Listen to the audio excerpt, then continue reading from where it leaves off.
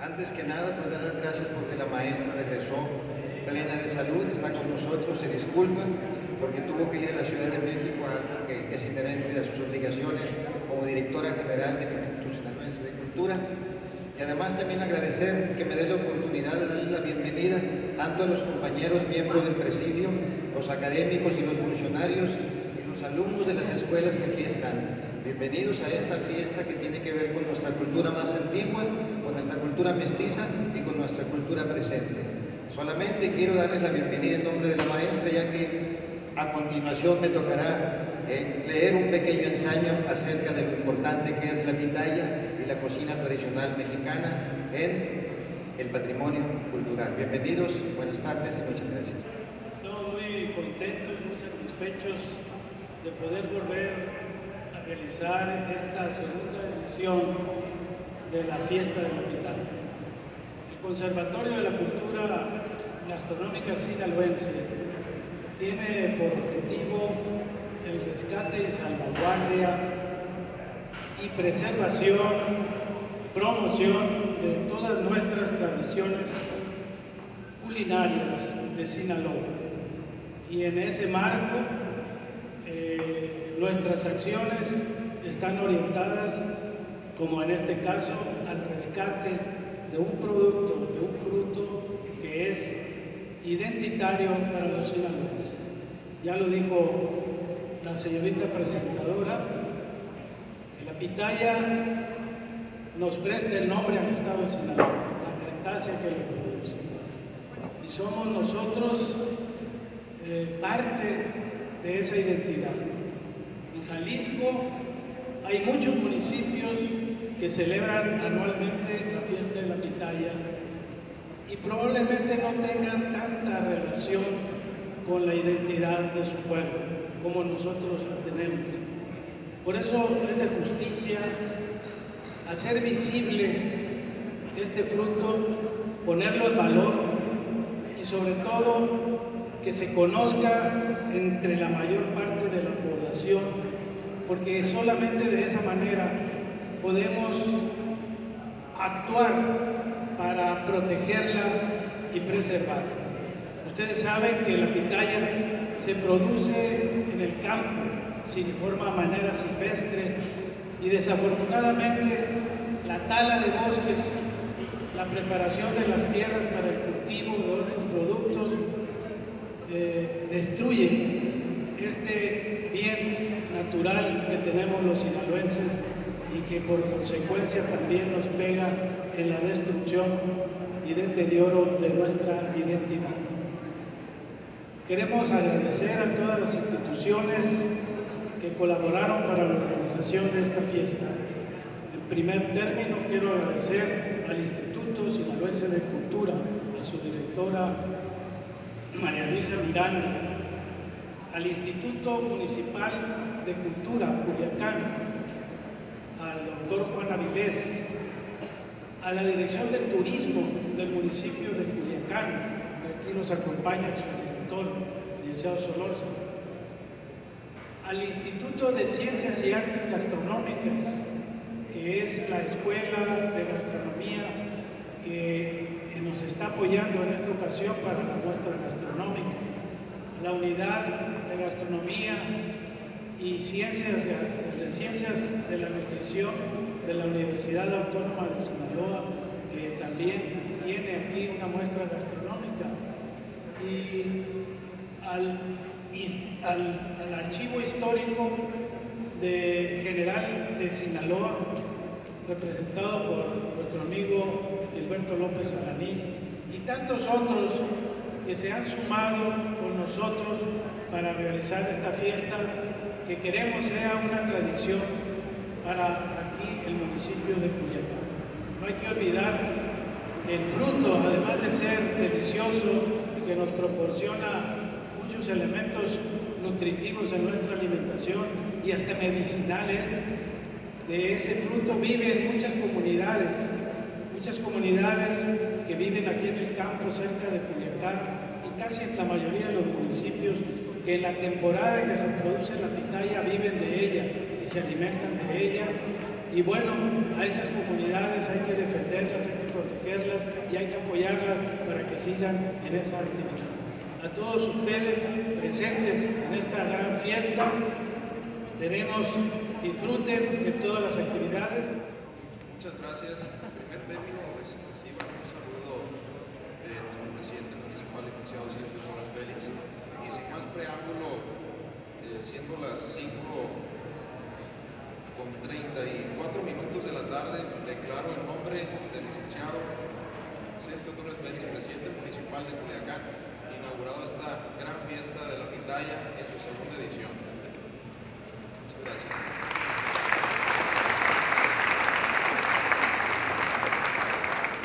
Primero que nada, antes de iniciar, quisiera agradecer al comité organizador por haberme invitado a dar esta plática.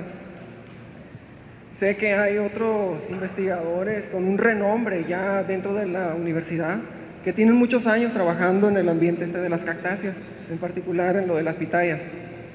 Y pues para mí es un honor que me hayan invitado en esta ocasión para poder darles a conocer los trabajos que estamos desarrollando en mi proyecto de tesis de doctorado. Si se dan cuenta, le puse un nombre que quizá me fui muy arriba con un nombre muy amplio. Le puse Cactáceas, Biogeografía, Ecología y Etnobotánica. ¿Por qué este nombre? Es porque voy a abordar muchos aspectos de las cactáceas. Aquí hay personas que yo creo que no tienen el conocimiento de lo que vienen siendo las cactáceas. Si hay algunos que son biólogos o agrónomos, tienen algunos conocimientos, por eso les voy a dar algo más relacionado con aspectos generales. La que sigue, Daniel. Este es un pequeño índice del contenido de lo que estaré platicando en la charla. La primera sección va a ser sobre generalidades de las cactáceas. Voy a hablar aspectos de su distribución, dónde las encontramos en el mundo, aquí en México, dónde están, sus interacciones, la parte ecológica, el papel que juegan las cactáceas en los ambientes y algunos de los principales usos que también tienen las cactáceas. Otro punto a tratar dentro de la misma presentación son las diferencias que hay entre pitaya y pitahaya. Es muy común escuchar decir hay pitayas, pero a veces confundimos los términos entre pitaya y pitahaya. Entonces me pidieron que les hablara un poco también de esos aspectos. Y por último, les voy a hablar sobre mi trabajo en sí, de lo que estoy desarrollando en el doctorado.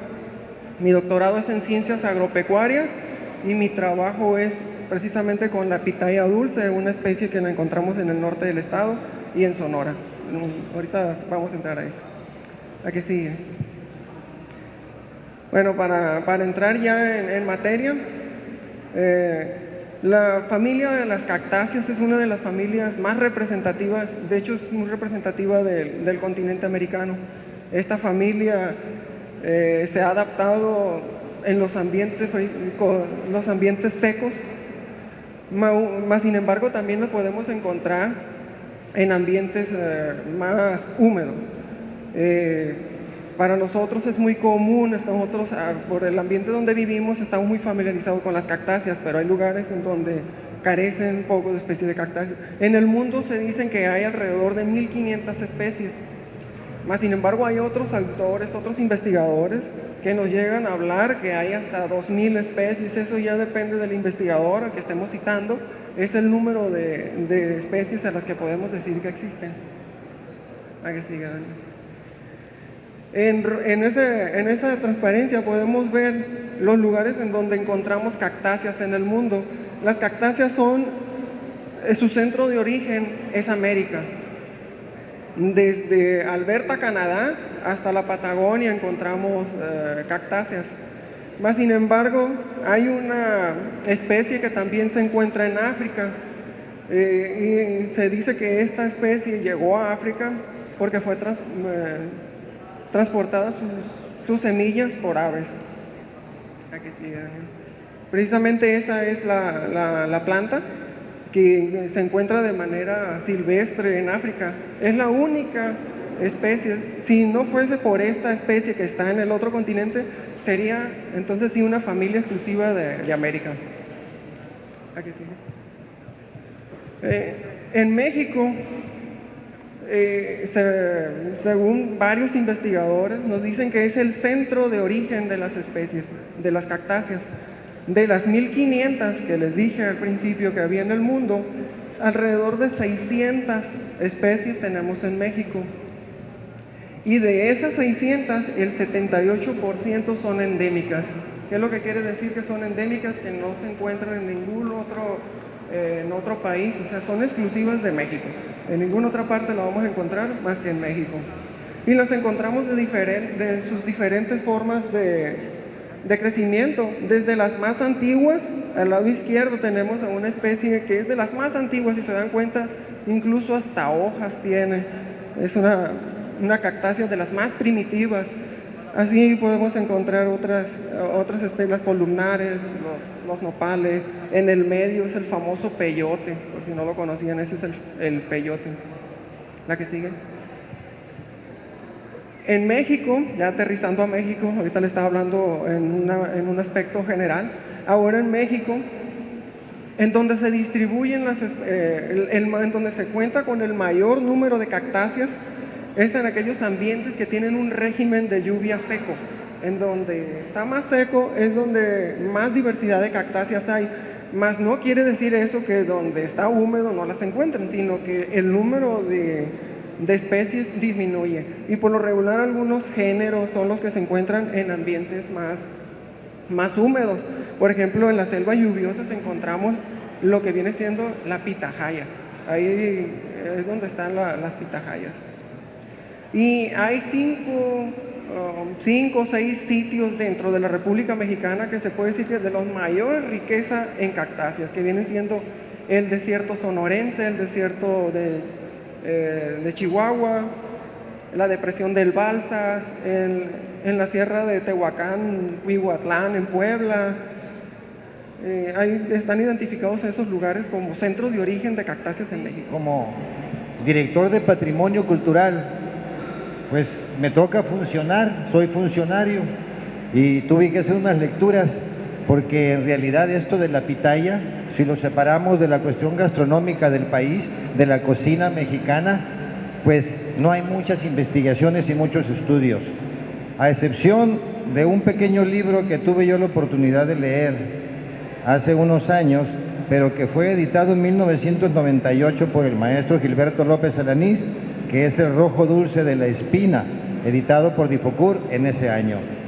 Además de esa lectura, lo único que pude leer fueron documentos internacionales que tienen que ver sobre todo con el Conservatorio de la Cultura Gastronómica Mexicana, y oyendo las palabras del biólogo, que va a tener que ir a trabajar este domingo, que es Día del Padre, para poder seguir con sus prácticas científicas y poder hacer crecer el conocimiento patrimonial que debemos de tener sobre la pitaya. Pues el 16 de noviembre del 2010, la cocina tradicional mexicana fue declarada por la UNESCO Patrimonio Cultural de la Humanidad. Este suceso no fue aquí, tuvo lugar en Kenia, en la 5ª reunión del Comité Intergubernamental para la Salvaguardia del Patrimonio Cultural Inmaterial. Entonces la pitaya, la cocina mexicana, la gastronomía sinaloense, es el patrimonio cultural inmaterial que nos pertenece. Dice la UNESCO cuando fundamenta su declaratoria: la cocina tradicional mexicana es un modelo cultural completo que comprende actividades agrarias, prácticas rituales, conocimientos antiguos, técnicas culinarias, costumbres y modos de comportamiento comunitarios ancestrales. Sus conocimientos y técnicas son una expresión de la identidad comunitaria y por lo tanto fortalecen los vínculos sociales y consolidan el sentimiento de identidad en el ámbito local, nacional y regional. La forma de comer en el México de hoy se remonta a la antigüedad, cuando el maíz fue domesticado. De eso hace aproximadamente ya 8,000 años.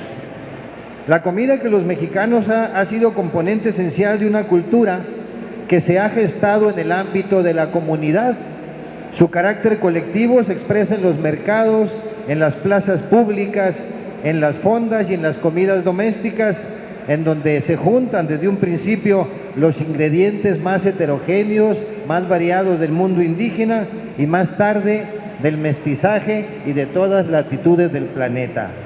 Producto del mestizaje cultural, madurado antes y después de la llegada de los españoles, su carácter inconfundible resultante de todas esas materias primas que supo transformar con métodos propios y procedimientos antiguos, autóctonos y vernáculos, hasta construir con ellos lo que ahorita tenemos como un sistema gastronómico autosustentable. En este sentido, si estamos hablando de la pitaya, estamos hablando de la cocina regional, y las prácticas culinarias regionales con sus componentes y técnicas indígenas desarrolladas a lo largo de varios siglos, también en Sinaloa, confieren a la cocina mexicana un carácter reconocible y único en tres rasgos esenciales. En primer lugar, es una cocina histórica, debido ante todo a su vinculación con espacios precisos y a un conjunto de filiaciones fácilmente identificables en nuestra comunidad. De hecho, es difícil encontrar un platillo mexicano que no incorpore algún elemento de origen prehispánico y que no responda, por lo tanto, a una antigua tradición culinaria. En segundo lugar, la cocina mexicana se distingue por su carácter popular, ya que a diferencia de otras tradiciones gastronómicas, se ha desarrollado predominantemente en espacios públicos, como plazas, calles, mesones, mercados y otros lugares de reunión.